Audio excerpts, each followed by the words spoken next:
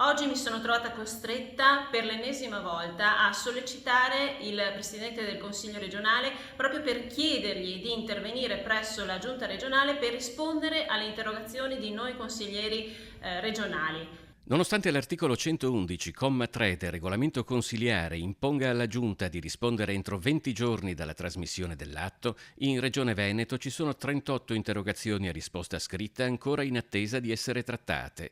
La più vecchia risale a quasi 3 anni e mezzo fa, gennaio 2021, in piena pandemia.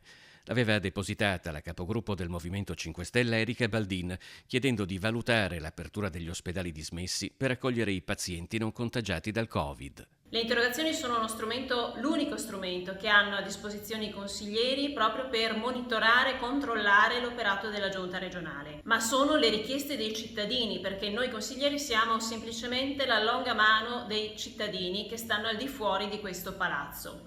Quindi è necessario che venga data una risposta tempestiva. Ci sono addirittura interrogazioni che risalgono al periodo Covid 2020, inizio legislatura. Questa cosa è assolutamente inaccettabile, non la possiamo più tollerare. Gli argomenti delle interrogazioni sono i più disparati, dalla sanità alle barriere architettoniche, dai bivalvi al FAS, dagli incidenti nei luoghi di lavoro alla qualità dell'aria.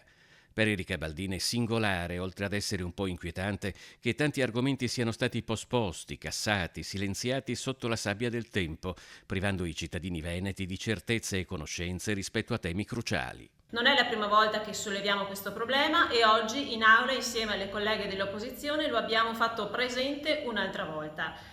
La pubblica amministrazione dovrebbe essere la casa di vetro dei cittadini. In questo modo non viene rispettato il principio fondamentale derivante dalla nostra Costituzione e dalle nostre leggi.